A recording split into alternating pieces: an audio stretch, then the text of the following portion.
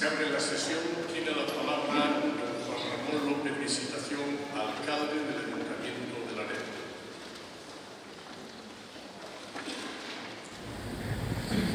Señor rector magnífico de la Universidad de Cantabria, ilustrísima señora directora general de universidades, señor Innerarity, señor vicerrector de Cultura y Participación Social, señora directora del área de cursos de extensión universitaria, autoridades civiles y militares, señoras y señores. Sean todos ustedes bienvenidos a la Villa de Laredo, convertida a partir de esta tarde, una vez más, en un taller de pensamiento, en un centro expositivo de ideas, opiniones, conocimientos científicos, técnicos y culturales de excelencia, en una ciudad universitaria de verano y, por tanto, sede moderna de sabiduría. Les doy la bienvenida en nombre de la Corporación Municipal y de todo el pueblo de Laredo. Un pueblo, los laredanos, que nos sentimos muy afortunados por contar con esta oportunidad. Cada año se nos ofrece la posibilidad de convivir con la ciencia y la cultura, aquí, en casa. Consideramos un privilegio convivir, aunque solo sea por unas horas, con personalidades descollantes del mundo de la innovación y del pensamiento. Como por ejemplo de lo que digo, hoy esperamos todos con extraordinario interés la conferencia inaugural de estos cursos de 2017. ¿Es Europa un lugar para la esperanza? Nos parece crucial, porque Europa cada vez se nos muestra más difícil de comprender. Lo que está pasando en Europa, de un tiempo a esta parte, no hay quien lo entienda. Sé que nuestro ponente aboga por una explicación inteligible de lo que ocurre. El tema Europa no es algo lejano a nuestros intereses concretos y a nuestros objetivos municipales. Europa nos afecta y nos importa. Los laredanos, que nos hemos relacionado con Europa toda la vida, porque Europa nos ha ayudado a construirnos como ciudad moderna y nosotros hemos cooperado a construir Europa.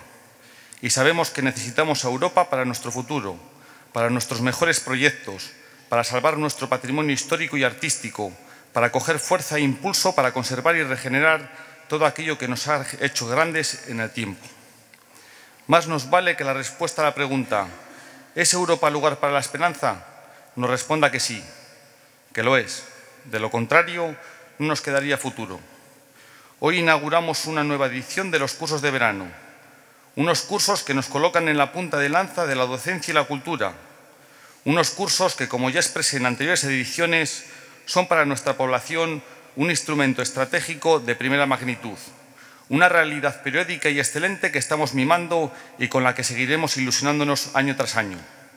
Nuestra querencia, la de las gentes que alimentamos con nuestro pulso diario la historia de esta ilustre villa, es que sigamos construyendo juntos un enorme taller de pensamiento en Laredo a través de los cursos y convertirlos en uno de los motores principales del desarrollo de nuestro pueblo. Es decir, nuestra gran apuesta es por la cultura, el patrimonio y el conocimiento, porque sabemos que esas realidades configuran la marca Laredo y el buen progreso del ser humano. Gracias finalmente, señoras y señores, a todos ustedes que un año más han confiado en Laredo y nos han vuelto a distinguir como sede principal de los cursos de verano de la Universidad de Cantabria. Muchas gracias.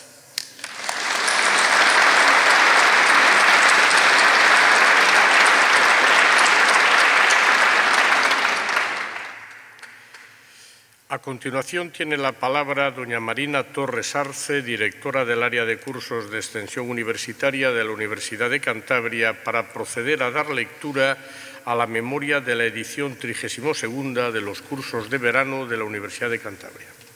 Gracias. Estimado rector, señora directora general de universidades, estimado profesor Innerarity, querido vicerrector, señor alcalde del Ayuntamiento de Laredo, estimadas autoridades, compañeros, señoras y señores, me corresponde como directora del área de cursos de extensión universitaria presentar la memoria de la actividad desarrollada el año pasado en la 32 edición de los cursos de verano de la Universidad de Cantabria. Como todos saben, la programación de cursos de verano del año 2016 fue una actividad marcada por la transición de 2 equipos en el Gobierno de la Universidad de Cantabria. Así, el programa fue concebido y diseñado por el anterior equipo, encabezado por Elena Martín y Manuel Estrada, y nosotros, desde el Vicerrectorado de Cultura y Participación Social, a cargo de Tomás Mantecón, nos encargamos de su ejecución y culminación. Desde hace ya más de 30 años, nuestros cursos y actividades de verano se plantean como un marco desde el que la Universidad de Cantabria se abre y se proyecta a la sociedad. En primer lugar, a través de una actividad académica no reglada, pero que recoge toda la capacidad formativa e investigadora de nuestra universidad, y también ejerciendo como un activo agente cultural y social. El objetivo esencial de los cursos de verano ha sido y es generar y constituirse como espacios de comunicación y de colaboración entre la universidad y la sociedad. Espacios desde los que reflexionar y ofrecer respuestas a los retos y demandas que se nos plantean desde muy distintos ámbitos y perspectivas en el mundo actual. Por ello, la estrecha conexión con la actualidad y sobre todo el firme compromiso con la calidad y con el rigor son los criterios que han venido rigiendo las actividades que se organizan desde el área de cursos de extensión universitaria. Actividades que son dirigidas tanto a la formación y a la transferencia de conocimiento a través de la alta divulgación como a la promoción de la cultura.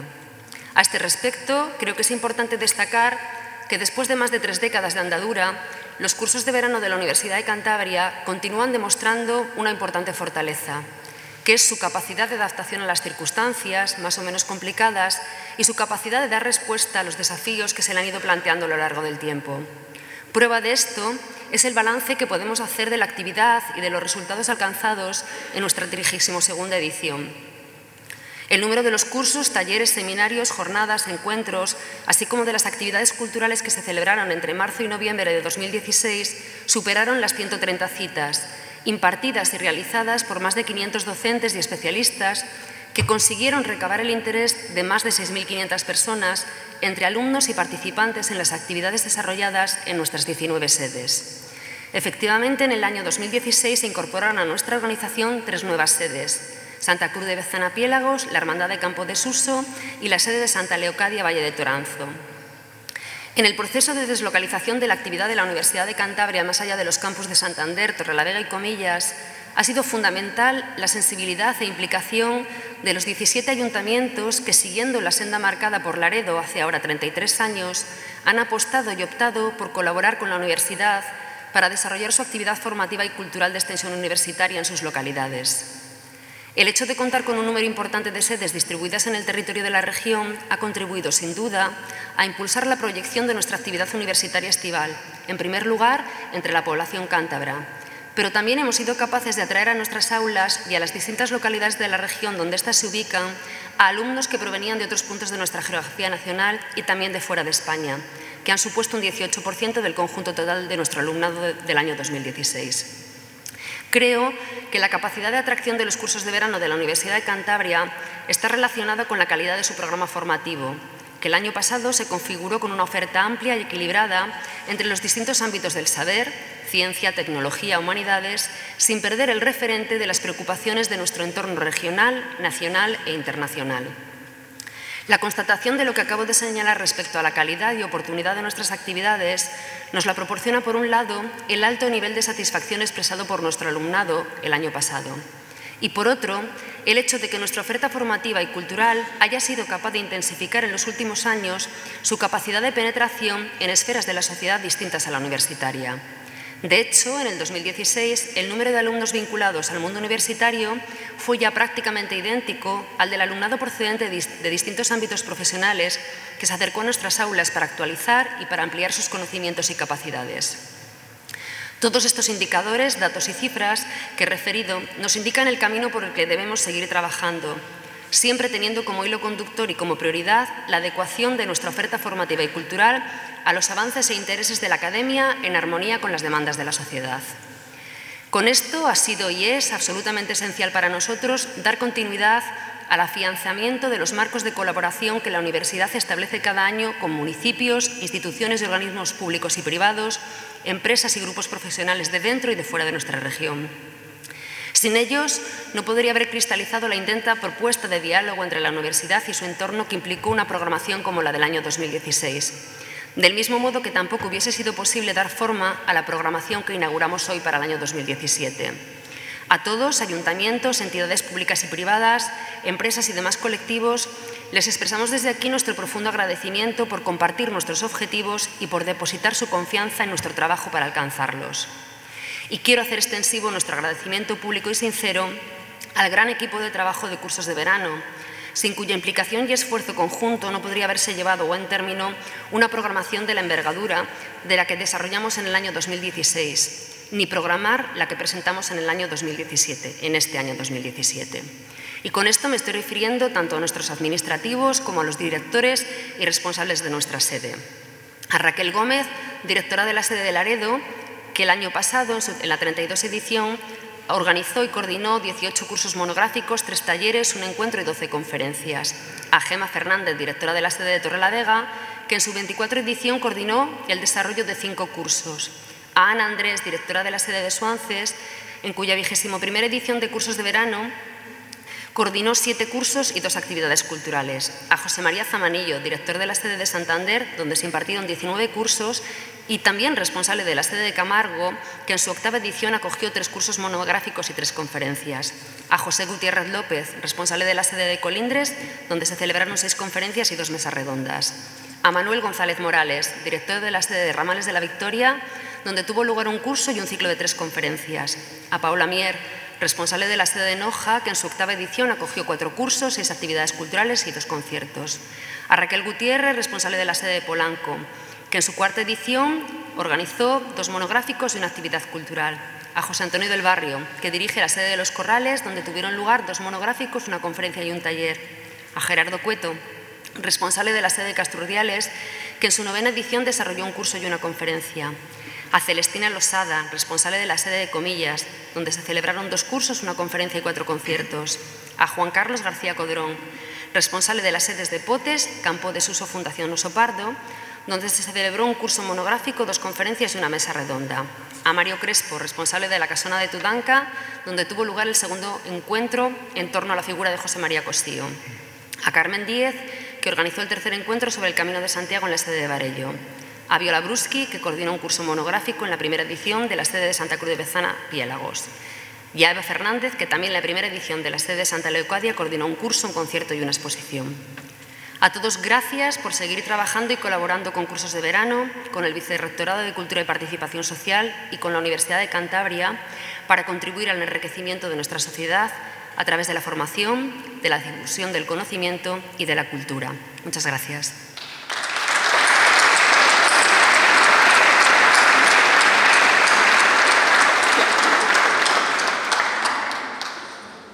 Tiene la palabra don Tomás Mantecón Movellán, vicerrector de Cultura y Participación Social, para introducir al conferenciante don Daniel Innerarity, catedrático de Filosofía Política y Social de la Universidad del País Vasco. Muchas gracias.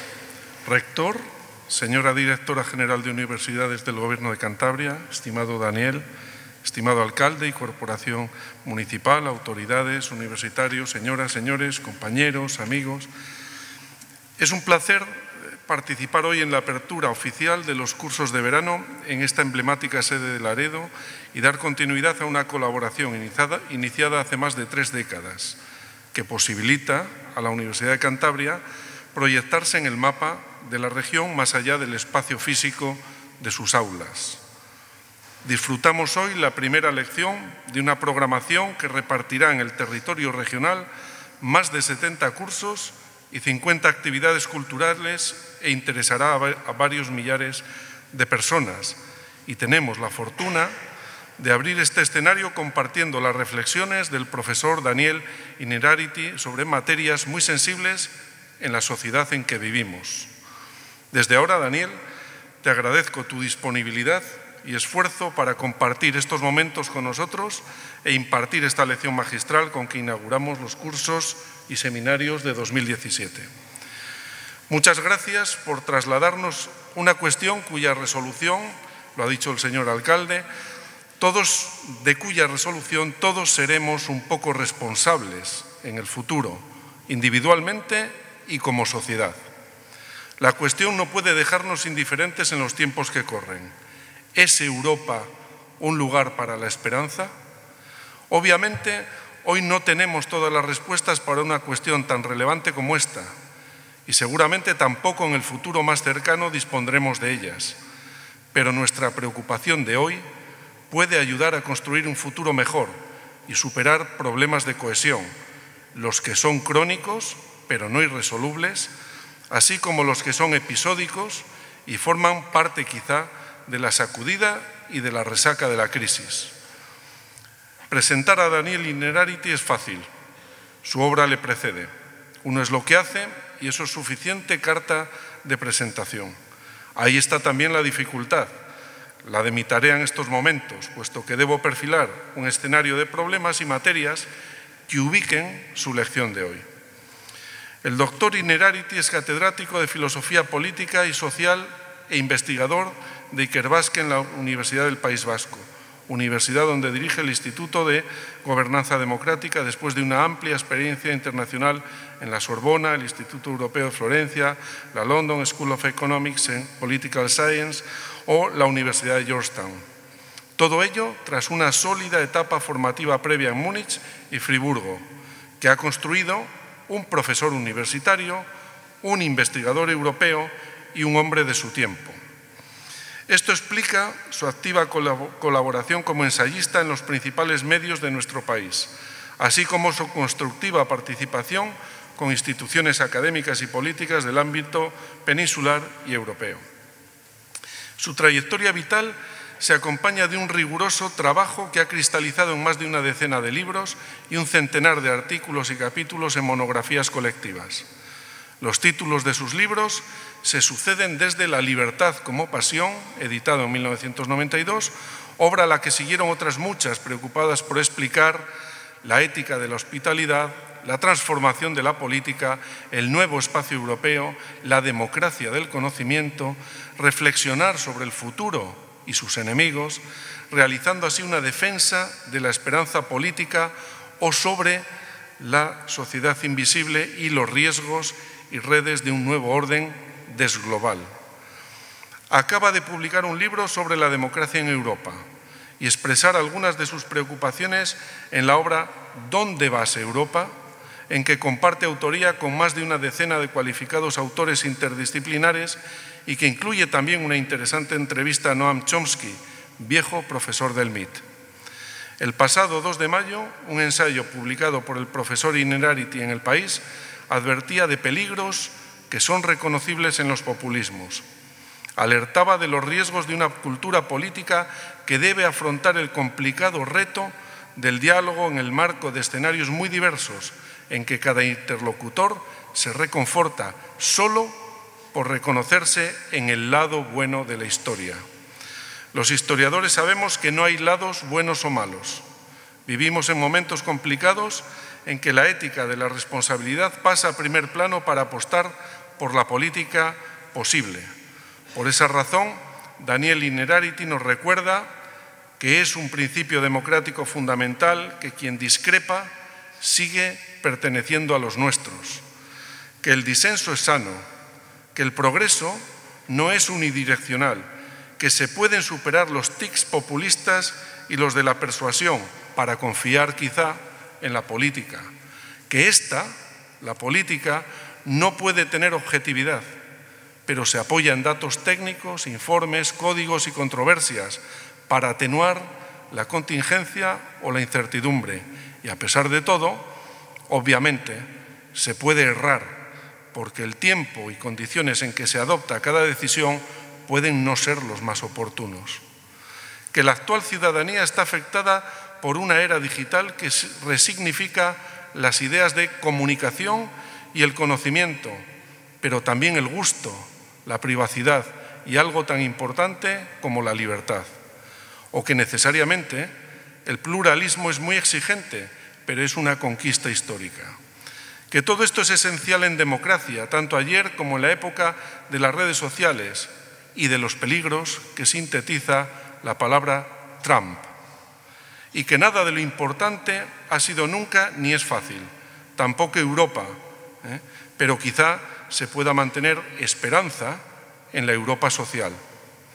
En fin, lo dejo, profesor, con la tarea de regalarnos materia para pensar sobre los posibles espacios para la esperanza en Europa, más allá del Brexit, la crisis de los refugiados, las sacudidas del terrorismo y los problemas de cohesión económica, social y política o de solidaridad interregional. Gracias de nuevo, Daniel, por aceptar venir a compartir con nosotros esta jornada. Muchas gracias.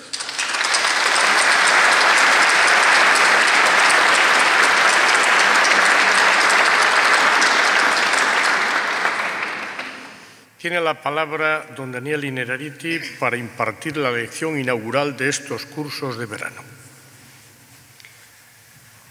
Estimado rector magnífico y estimada directora general de universidades, estimados Marina y Tomás. Tomás, estas presentaciones no hay que hacerlas tan bien porque luego decepciona el conferenciante. Ha sido muy amable. Señor alcalde de la Villa de Laredo, autoridades, universitarios, señoras y señores, déjenme comenzar diciendo que para mí es un honor estar hoy aquí y haber gozado de vuestra hospitalidad. No sé si a Carlos V lo recibieron tan bien como a mí. ¿Y quién me iba a decir a mí cuando yo de pequeño venía a esta playa tan enorme de Laredo que yo iba a pronunciar un día una conferencia aquí en este espacio? Voy a tratar de responder a la pregunta: ¿es Europa un espacio para la esperanza? Como respondemos los filósofos generalmente a las preguntas, añadiendo otras muchas, porque no lo tengo todo claro y forma parte de nuestra deformación profesional no tener las cosas muy claras, ¿no? No es un título original, me apoyo en el preámbulo del Tratado Constitucional que se mantuvo luego en el Tratado de Lisboa, en el cual Europa se autodefine solemnemente como un espacio especial, un área especial de la esperanza humana. Esto suena, claro, antes de la crisis económica y antes de las cosas y del Brexit, suena una declaración muy solemne, ¿no? ¿Qué podemos decir acerca de esto? Bueno, yo diría que Europa, la Unión Europea, es una sucesión de promesas, la mayor parte de las cuales han sido muy exitosas. Europa promete la paz después de años y años de violencia entre nosotros y lo consigue. Europa promete un desarrollo económico y también consigue un desarrollo económico enorme. Europa es también la promesa de la democratización y del asentamiento de la democracia. ¿Qué vamos a decir nosotros? Que debemos buena parte de nuestra fortaleza democrática, que bueno, también tiene sus debilidades, al hecho de estar en Europa, y estar en Europa hizo que determinadas amenazas ya no fueran posibles, pero también vale para Portugal, vale para Grecia, vale para los países del este. Todas estas esperanzas, todas estas promesas se han cumplido bastante bien. El problema, yo ya enuncio la tesis y luego ya desarrollaré un poco, pero hay que enunciar la hipótesis en el principio de las conferencias porque luego la gente se despista, ¿no? Incluido el propio conferenciante, ¿no? Entonces, mi tesis es la siguiente: estas promesas, la paz, la prosperidad y la democracia no valen ya como instrumentos de legitimación de la Unión Europea. ¿Por qué? Porque vete a contarle a tus hijos que gracias a Europa no nos hemos matado entre nosotros, ¿no? Y nos dirán que es que era posible hacer la guerra entre nosotros, ¿no? Lo toman ya por descontado, ¿no? Vete a contarles a nuestros hijos que tienen un panorama económico incierto, que esto es un espacio de prosperidad y seguramente su enfado irá a más, ¿no? O cuéntales que vivíamos en un país con una democracia muy débil, muy endeble, muy amenazada y que gracias a Europa no. Y nos dirán, bueno, pero ¿y Europa se está comportando democráticamente, ha gestionado la crisis democráticamente, etcétera, ¿no?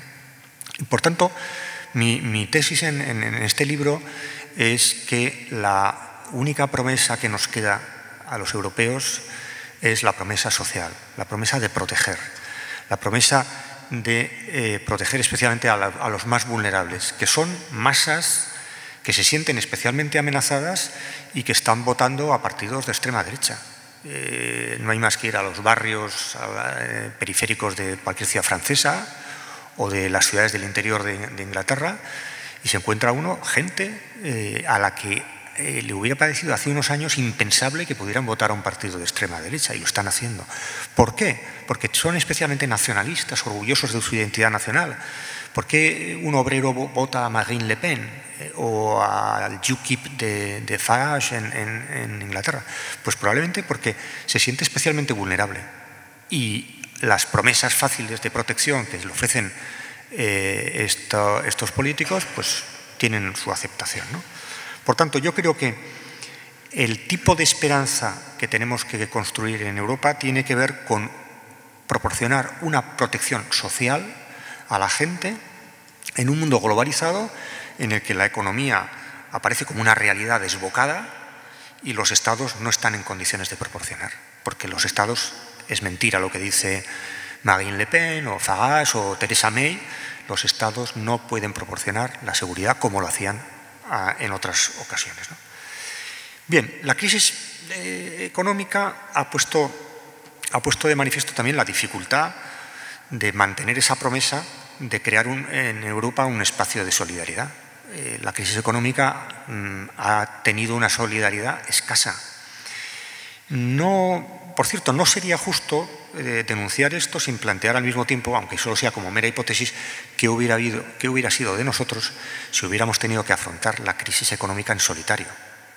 Es verdad que muchos de los padecimientos que hemos tenido se debía a nuestra pertenencia al euro, que por ejemplo no nos permitía devaluar la moneda. Pero imaginemos que hubiera sido una crisis de este estilo sin contar con ciertas protecciones europeas, ¿no?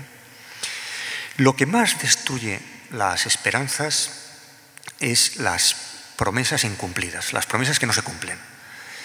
Y voy a recordar una de las promesas más sonadas que no ha cumplido Europa. Los líderes europeos prometieron a principios de siglo que allá para el año 2010, han pasado ya 7 años, la Unión se convertiría, cito literalmente, en la economía del conocimiento más competitiva del mundo.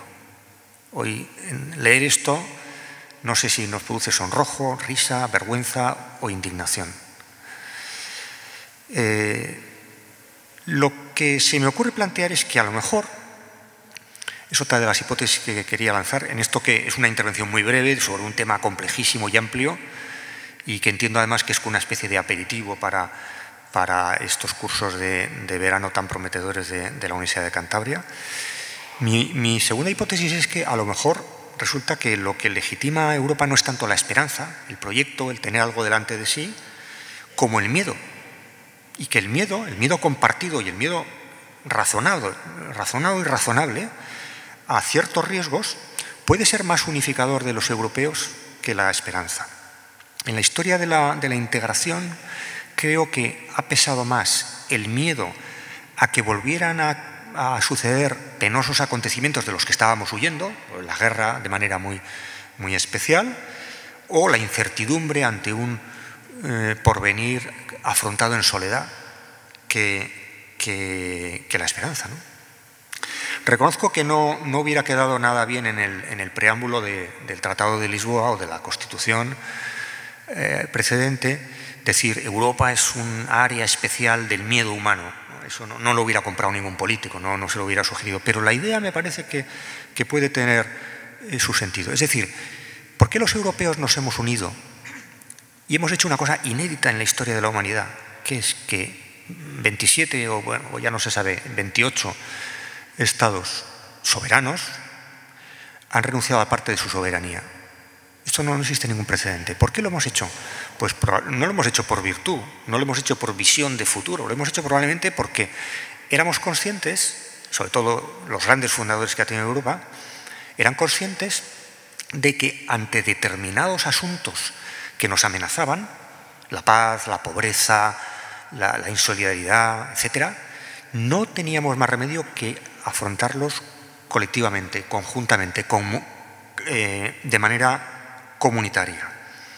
Y por tanto es posible que Europa deba más a los riesgos que quiere evitar que a los proyectos positivos que tiene. ¿Qué significa esto? Significa que las sociedades contemporáneas, también particularmente la sociedad europea, produce riesgos económicos, riesgos tipo la economía financiarizada que tenemos, riesgos ecológicos, riesgos medioambientales, riesgos sociales, y que deben organizarse esas sociedades para gestionarlos conjuntamente. Y esto resulta especialmente importante en ámbitos donde se produce una densa interdependencia, como es el caso de Europa, donde evidentemente no podemos afrontar determinadas cosas en solitario. Imaginemos que el gobierno de Cantabria decide prohibir el cambio climático en esta comunidad. No tendría ningún sentido, no creo que se les ocurra. Bueno, hay ciertas cosas que seguimos haciendo que equivalen a hacer algo parecido. Pensar que de esto se sale aisladamente, solitariamente, soberanamente, es un error profundo. Tenemos que entendernos como una comunidad de riesgos que implica que estamos amenazados por similares amenazas a las que solo cabe hacer frente en común. En esos libros de autoayuda que se compran en los aeropuertos, bueno, el que los compre, suele aparecer teorías como la siguiente: no desperdicies una buena crisis, ¿verdad? Seguramente han oído a veces esa expresión, ¿no? Una crisis es fundamentalmente una oportunidad. Bueno, pues yo voy a tratar en unos breves minutos de criticar esta tesis, porque me parece que no es verdad. Aunque en el caso de Europa, Jean Monnet, o sea, uno de sus padres fundadores, decía que Europa sería la integración a través de sus crisis y que gracias a las crisis se iba a proceder a la integración. De acuerdo con este modo de ver las cosas, las coyunturas críticas serían precisamente momentos de gran oportunidad. Esto que es, a mi juicio, es un puro determinismo histórico, ¿no, Tomás? ¿No? El ministro alemán de Finanzas, Schäuble, decía el año 2011, solo podemos conseguir una Unión Europea si tenemos una crisis. Es decir, como si la crisis automáticamente nos produjera buenos resultados, ¿no? Yo creo que frente a esto hay que decir, de entrada, y los historiadores lo saben muy bien, que hay cantidad de proyectos políticos, comunidades, civilizaciones que no sobrevivieron a sus crisis. Y por tanto las crisis es una oportunidad por los mismos motivos por lo que es una causa de la desaparición de muchas cosas, ¿no? Es decir, la historia que cuentan los supervivientes es la historia de crisis superadas, pero los no supervivientes no cuentan su historia, no escriben su historia, y suele ser una historia de crisis no superadas, ¿no? En cualquier caso, sí que es verdad que en momentos como este, de crisis en Europa, crisis económica, crisis política, crisis financiera global, es un momento en el que estamos ante un abismo, ante varios abismos, y tenemos que tomar determinadas decisiones en unos momentos de verdadera preocupación. Pero claro, ante el abismo, como dice el viejo chiste, que no voy a repetir aquí, ante el abismo también uno puede acelerar, y la aceleración frente a un abismo ya sabemos cuál es el resultado que produce, ¿no? No es muy positivo, ¿no? Bueno, que lo vayamos a hacer bien los europeos, y yo creo que esto es honesto decirlo cuando se habla de esperanza en Europa, que lo vayamos a hacer bien los europeos y las europeas es algo que no está predeterminado históricamente. No vengo aquí con una buena noticia, no vengo a decir esto es magnífico, esto va a salir bien, seguro que aprovechamos la crisis. No, vengo a sembrar un poco de inquietud. Es posible que no lo hagamos bien, pero ese es el juego de la libertad. Estamos en un proyecto que tiene que ver con nuestra libertad. Las crisis a lo largo de la historia son momentos de gran inseguridad, momentos de cambio, de decisión, pero también momentos donde se pueden cometer graves errores, y algunos hemos cometido. La crisis económica precisamente se ha revelado como un espacio de decisiones en el que, por un lado, coincide la urgencia del momento, hay que tomar decisiones rápidamente, y por otro lado hay que hacer reformas de largo alcance, ¿no? Recordarán seguramente ustedes aquella escena terrible de la historia reciente de Europa, de los jefes de Estado y de Gobierno en Bruselas esperando a ver cómo abrían las bolsas a las 3 de la madrugada para ver los efectos de ciertas decisiones políticas que habían adoptado. Bueno, por supuesto, eran decisiones que había que tomar con muy poco espacio de tiempo, a gran velocidad, ¿no?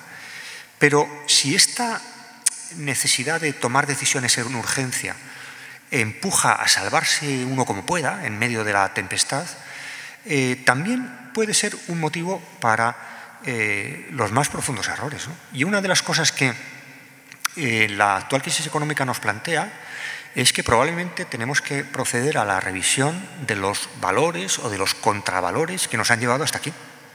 Es decir, que no podemos arreglar esto con una táctica de corto alcance, sino que tenemos que acometer reformas profundas de nuestras sociedades, ¿no? Por tanto, la paradoja que quería señalar es que los momentos de crisis son momentos de cambio, pero también pueden ser momentos de conservación. Por eso los conservadores o la estabilidad, el valor de la estabilidad, también aparece como un valor en alza en medio de la crisis. Y que nos decidamos por lo uno o por lo otro, por seguir como hasta ahora y no tomar ninguna decisión, o por acelerar las decisiones de manera irreflexiva o de manera razonable, esto es algo que no está escrito en ningún libro y no hay ningún manual que nos lo explique, dependerá de nuestra libertad. El primer presidente de la Comisión Europea, Walter Hallstein, decía que tratándose de cuestiones europeas, quien no cree en los milagros no es realista. Bueno, a mí esto me ha parecido siempre una butad, me ha parecido, en fin, por muy ilustre que fuera el personaje. Europa no encontrará sus soluciones en la determinación, no hay más remedio que hacer esto, sigamos avanzando en la lógica de la integración, que ya se ha llamado integración furtiva precisamente por eso, porque era simplemente seguir dándole pedaladas a la bicicleta, ni tampoco tenemos que creer en milagros, porque no es eso lo que está en juego. Lo que está en juego es, en estos momentos en Europa, un conjunto de decisiones que apela a nuestra libre decisión. A mí me gustó mucho la intervención de Juncker cuando presentó el libro blanco, el llamado libro blanco, hace unas semanas, y dijo: Europa está ante 5 escenarios. Dibujó los 5 escenarios posibles. Seguir como hasta ahora, avanzar en la integración, hacer integraciones diferenciadas, etcétera, ¿no? Me pareció muy interesante porque era la primera vez que yo oía a un dirigente europeo decir: hay alternativas, hay posibilidades. Señores y señoras, elijan, hagamos un debate profundo y tomemos unas decisiones. Mientras que la trayectoria de Europa general, y que en los últimos años era muy irritante, consistía en decir: no hay alternativa, no hay más remedio, sigamos avanzando, sigamos dándole a la bicicleta, ¿no? Uno de los grandes padres fundadores, en este caso de Estados Unidos, no de Europa, Madison, decía que las constituciones tenían que ser el resultado de la reflexión y la elección, y no un asunto de accidente y fuerza. Bueno, yo creo que es una idea genial. Las constituciones o las decisiones políticas tienen que ser eso, precedidas por una reflexión y asunto de elección libre, y no como algo forzoso, ¿no? Pero claro, una elección implica siempre que hay varias posibilidades. Si estamos ante una bifurcación, podemos ir por un lado o por otro. Yo quería que fuera este mi mensaje en esta pequeña introducción a vuestros cursos de verano. Europa es un asunto que tiene que ver con la libertad, como es propio de las construcciones humanas. Y mi conclusión sería esta: solo un sentido de libertad hacia la integración europea proporcionará la confianza necesaria para avanzar y profundizar en la integración europea. Que no nos dejemos engatusar con la idea de que no hay más remedio que seguir adelante, y además seguir adelante en la línea que indica no se sabe quién. No, esto es un asunto que tiene que ver con nuestra libertad y por tanto tiene que ver con un debate político, con una deliberación pública y con unas decisiones libres. En la Europa después del Brexit, es decir, cuando alguien que podía irse, porque solamente se puede ir uno de Europa a partir del Tratado de Lisboa, antes del Tratado de Lisboa no había ninguna disposición, por cierto, y todavía hoy nadie se puede ir del euro, no hay ninguna cauce legal para irse del euro, ¿no? Bueno, tampoco había cauces legales para los salvamentos a otros países y nos inventamos una pirueta jurídica, ¿no? Bueno, cuando alguien que podía irse se ha ido, bueno, aunque también esto daría para otro curso de verano porque esto de que se vayan a ir los británicos yo todavía tengo un cierto escepticismo, ¿no? Bueno, ¿qué pasa a partir del momento en que alguien que podía irse se va? Pues una cosa muy elemental, que los que nos quedamos porque queremos, ¿no? Yo pienso que todo el mundo que está casado, en el momento en que hay una ley de divorcio, todo el mundo que está casado porque quiere, ¿no?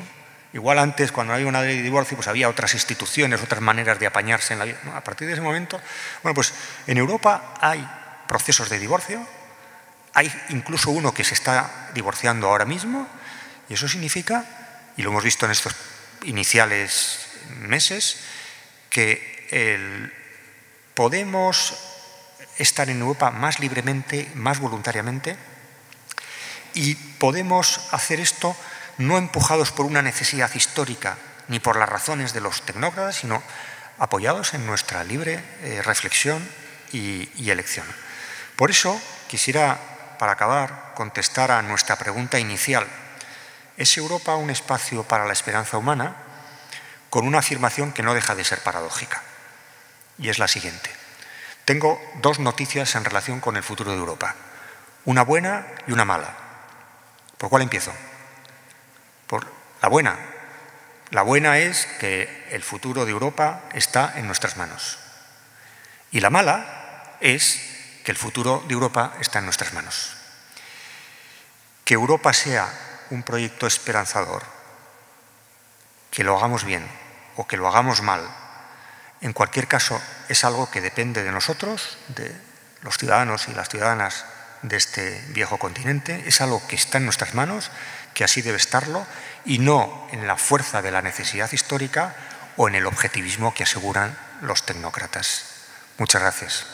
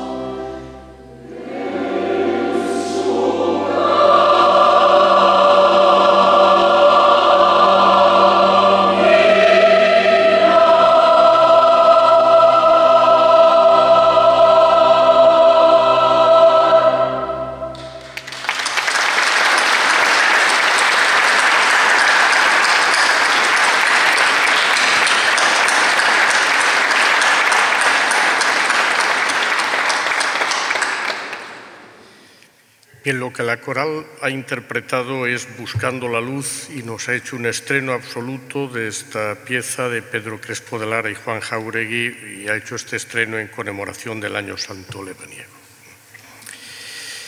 Bien, a continuación tiene la palabra la ilustrísima señora Directora General de Universidades e Investigación del Gobierno de Cantabria, doña Marta Domingo. Muchas gracias, rector. Buenas tardes a todas y a todos. Rector, vicerrector, Tomás, Marina, profesor Innerarity, autoridades, alcalde, amigos todos. Bueno, en primer lugar, antes de comenzar, me gustaría disculpar a la vicepresidenta porque era ella la que tenía que estar hoy sentada aquí y lo he intentado hasta el último momento, hasta que ha dicho salimos para Laredo, no llegamos y me ha tocado a mí, ¿vale? Que siente mucho no poder compartir este acto con vosotros.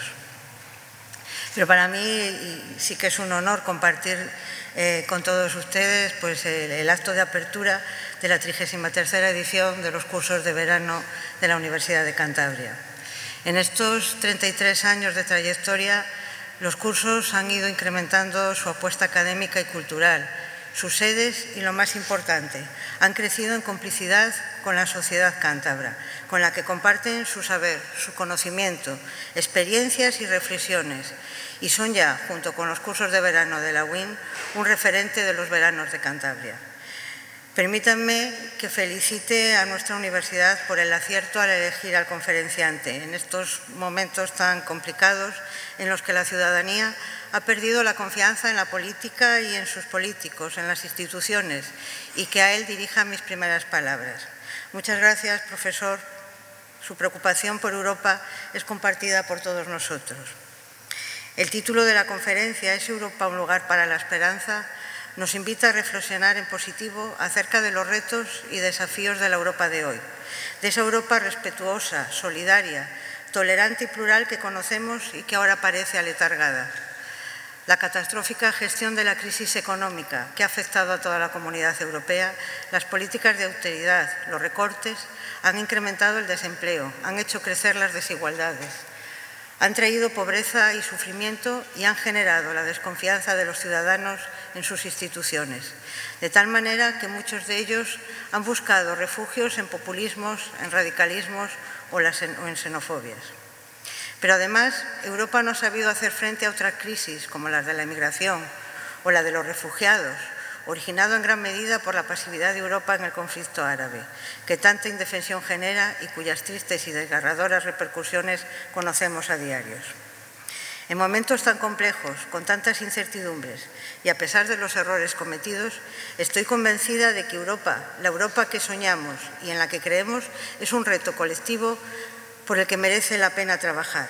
Europa no es el problema. En Europa debe estar la solución para acabar con las desigualdades, para reconocer la diversidad, la tolerancia, el respeto, para recuperar la confianza de los ciudadanos, para caminar juntos hacia la cohesión social, a la cohesión económica, para que Europa sea un modelo de convivencia, de solidez de nuestro sistema democrático.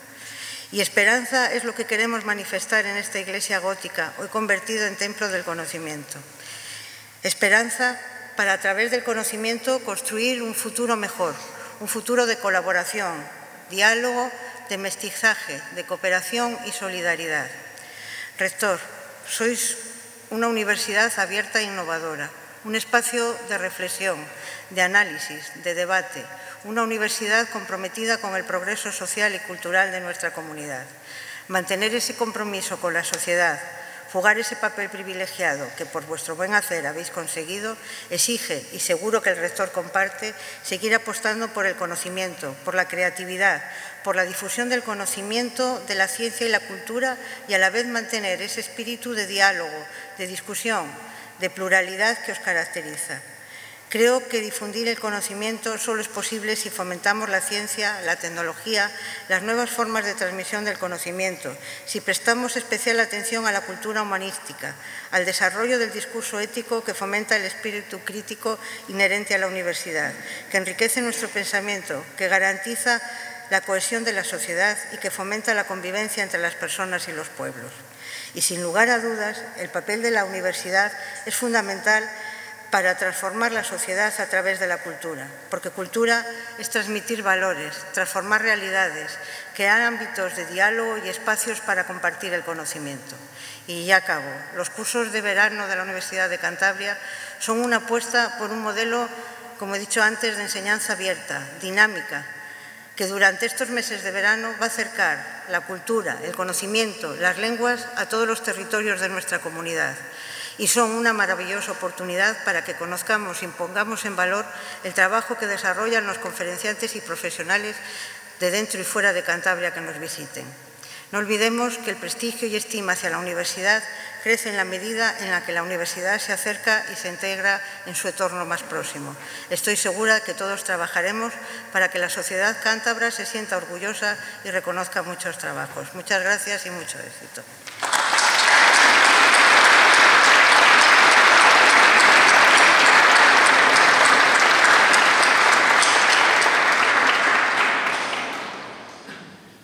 Bien, señora directora general de Universidades e Investigación, querida Marta, profesor Inerarity, estimado alcalde del Ayuntamiento de Laredo, directoras generales y autoridades, miembros del equipo de gobierno de la Universidad de Cantabria, presidente del Consejo Social, vicerrector de la Universidad Internacional Menéndez Pelayo, querido Tomás, querida Marina, universitarios y, sobre todo, amigas y amigos todos. Bien, yo lo primero que quisiera decir es que es una satisfacción estar de nuevo en Laredo en esta cita que ya se ha convertido afortunadamente en una costumbre y en un mandato, inaugurando una nueva edición de los cursos de verano de la Universidad de Cantabria. Y es especialmente grato porque, como creo que todos saben, aquí empezó todo y sin la Villa de Laredo, sin su apoyo, sin la asunción que desde el principio hizo Laredo de lo que podía significar los cursos de verano de nuestra universidad, esa aventura no hubiera sido posible y hoy no estaríamos aquí y la oferta de cursos de verano que la directora ha comentado pues probablemente no existiría. Por lo tanto, lo primero que yo quisiera de verdad, señor alcalde, es reconocer de nuevo y agradecer públicamente el apoyo que de forma continuada la Villa de Laredo ha prestado y presta a los cursos de verano de nuestra universidad, y no solo el apoyo, sino el haber hecho que realmente desde Laredo se sienta esta actividad universitaria estival, que es fundamental para desarrollar en su plenitud todo lo que tiene que hacer una universidad. Digo que la Villa siente como propia esa actividad de nuestra universidad. Por lo tanto, gracias de verdad, algo que hacemos todos los años, pero que yo creo que es importante reiterar una vez más. Iniciamos hoy una nueva etapa de cursos de verano y no voy a entrar en los detalles, algunos de los cuales ha comentado ya nuestra directora, pero sí que no puedo dejar de, en primer lugar, agradecer a todos los ayuntamientos, a las 19 sedes, a todas las instituciones públicas y privadas, a las administraciones, a todos los que colaboran para que esa oferta de cursos de verano sea posible. Creo que ya comentaba el año pasado y todos saben que la oferta de cursos de verano de la Universidad de Cantabria ha resistido con brillantez el paso del tiempo, ha resistido con brillantez la crisis y ha madurado y se sigue manteniendo como una oferta extraordinariamente atractiva. Y una de las pruebas de esa oferta extraordinariamente atractiva, como se ha comentado aquí, es que casi un 20% de las personas que se han matriculado el año pasado en nuestros cursos eran de fuera de Cantabria. Pues bien, ese mantenimiento de esa calidad no sería en absoluto posible sin el apoyo de los ayuntamientos, de los patrocinadores, de todas las entidades públicas y privadas que colaboran en la realización de cada curso, en la realización de cada conferencia, de cada actividad. Por lo tanto, vaya desde la Universidad de Cantabria el reconocimiento más pleno y el agradecimiento más sincero por ello. Tenemos, como ya se ha dicho, 70 cursos, tenemos, como creo que también se ha citado, alrededor de medio centenar de seminarios y de otro tipo de actividades, y ofrecemos una oferta rica, una oferta variada y una oferta de actividades que combina, por un lado, el rigor a la hora de exigir calidad, a la hora de supervisar cada propuesta para estar seguro de que tiene la calidad que debe tener para ofertarla a toda la sociedad, ese rigor, esa distribución geográfica que hace posible, como decía la directora general, llegar pues prácticamente a todos los rincones de la comunidad, una diversificación temática que hace que presentemos cursos y actividades de todas las áreas de las ciencias, de las humanidades, de todo tipo, y junto a todo eso, un permanente esfuerzo por estar atentos a lo que la sociedad en cada momento va demandando y a tratar con rigor los temas que en cada oportunidad y en cada situación son temas de interés, son temas de debate y son temas que representan algo que puede tener un claro interés para la población. Todo eso no sería posible sin toda la gente que trabaja en el día a día en nuestros cursos de verano, desde el vicerrector y la directora hasta todos los directores de las sedes, hasta todo el personal del vicerrectorado y hasta tanta gente que en la Universidad de Cantabria y fuera de ella, en todos los puestos de trabajo y con todas las responsabilidades, se esfuerzan cada día para que las cosas salgan bien. Ya saben ustedes que cuando algo sale bien, parece que no podía ser de otra manera, ¿no? Pero ya sabemos todos que justamente cuando alguien no hace bien su trabajo y no se esfuerza lo suficiente es cuando las cosas no salen bien y entonces es evidente que no salen bien. Bueno, nuestros cursos salen bien porque tenemos una enorme cantidad de gente que yo quiero de verdad aprovechar aquí para reconocer públicamente su trabajo. Ese trabajo es muy importante porque nuestros cursos de verano cumplen una función fundamental.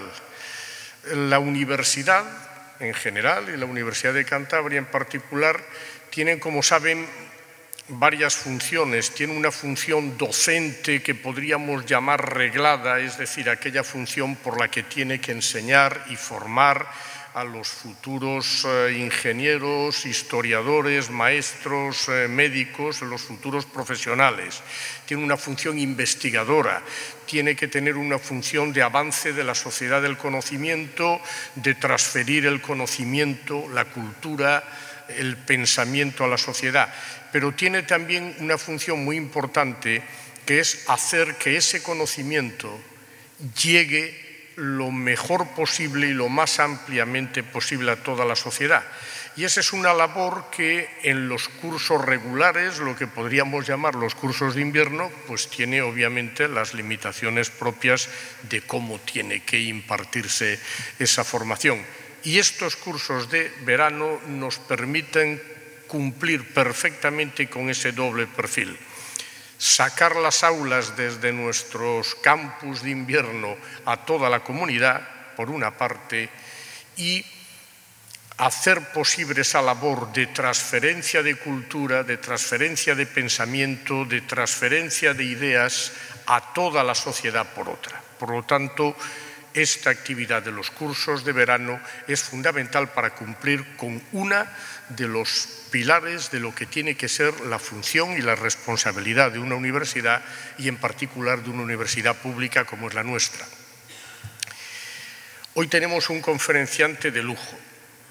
La verdad es que poder contar hoy con el profesor Innerarity aquí es un verdadero lujo, un filósofo, un pensador de la mayor relevancia internacional, pero además un pensador especialmente activo y especialmente profundo en todo lo que tiene que ver con el problema, si lo queremos llamar así, el problema de Europa o la oportunidad de Europa. Yo quiero agradecer muy sinceramente al profesor Innerarity que se haya acercado aquí, que haya inaugurado esta edición de los cursos y que además nos haya ilustrado con una visión verdaderamente autorizada y una visión, yo diría que crítica, como debe ser, pero al mismo tiempo dándonos algunas de las posibles vías de por dónde abordar la discusión de lo que podríamos decir si Europa vale la pena, si la idea europea vale la pena, porque como saben todos, estos últimos años han hecho que por parte de mucha gente, por errores cometidos seguro y también quizá porque, como decía él, algunas de las cosas que los que ya vamos siendo mayores podíamos entender como gran mérito de la idea europea, pues quizá para otras generaciones no lo valoran. Pues bien, quería agradecer de verdad la intervención del profesor Innerarity en este acto inaugural. Y además creo que su intervención encaja perfectamente con lo que tiene que ser la actividad de una universidad. Saben que la universidad, además, como decía antes, de formar técnicamente buenos profesionales, no puede abdicar de otra función que es inherente a la universidad, que no es incompatible con la primera, pero que es una función también clave, que es formar personas en toda la extensión de la palabra, formar individuos críticos, formar individuos que no acepten la verdad establecida per se, que por supuesto lo hagan porque al mismo tiempo son responsables y están dispuestos a esforzarse por cambiarla. Formar individuos que están llamados a ser en gran parte las personas que dirigirán en el futuro los destinos de lo que son nuestras comunidades. Pues digo, la universidad tiene esa función que no sé si siempre acertamos bien o si quizá algunas veces nos perdemos en la otra, en hacer una docencia profesional adecuada, pero no podemos abdicar de ella. Y dentro de eso no podemos abdicar de que las nuevas generaciones discutan el tema de Europa, discutan el significado de Europa y discutan si la idea de Europa sigue valiendo la pena, que yo soy un convencido de que la idea de Europa sigue valiendo la pena, pero eso tenemos que transmitirlo a nuestras nuevas generaciones para que el tema europeo esté en la discusión diaria de lo que nosotros enseñemos y sobre todo de lo que ellos discuten y reflexionen. Porque además la Universidad Española y la de Cantabria, como todas las demás, también tiene el reto de parecerse al máximo a las mejores universidades europeas. Hay universidades europeas muy buenas y hay otras universidades europeas que no lo son tanto, pero la Universidad Española tiene que intentar, como es lógico, parecerse a las mejores. Y ahí tenemos un trecho muy largo por recorrer. Desde la Universidad de Cantabria intentamos dar pasos en esa dirección y sin entrar en ningún detalle, saben ustedes que recientes estudios que se han publicado pues presentan a la Universidad de Cantabria siempre entre las universidades españolas de mayor eficiencia, pero eso no nos tiene que dejar en absoluto tranquilos porque, como digo, debemos estar continuamente en un proceso de mejorar. En ese proceso tenemos que estar de la mano de la sociedad, tenemos que estar y estamos de la mano del Gobierno de Cantabria, con el que hemos firmado hace poco un contrato programa que permitirá y que ha permitido ya definir cuáles son los objetivos por donde tenemos que transitar. En ese acuerdo de cuáles son los objetivos por los que tenemos que transitar, como les decía, no cabe duda que muchos de esos objetivos tienen que ser hacer las cosas como se hacen en la mejor Europa. Desarrollar una formación como se desarrolla en las mejores universidades europeas, una investigación como la que se desarrolla en la mejor Europa, una transferencia del conocimiento, una presencia en el día a día de la sociedad como se hace en la mejor Europa. Pero no podemos dejar que la discusión de por dónde tiene que ir Europa en el futuro, que tan brillantemente ha esbozado el profesor Innerarity, no sea un elemento clave en lo que nosotros tenemos que transmitir a las jóvenes generaciones. Acabo ya, después de esta reflexión, volviendo a manifestar mi satisfacción y la satisfacción de la Universidad de Cantabria por estar aquí, en Laredo, inaugurando esta edición de los cursos de verano, agradeciendo a todos su atención y deseando, y creo que tengo la seguridad de poder decir, que la nueva edición de los cursos de verano de la Universidad de Cantabria será de nuevo un éxito.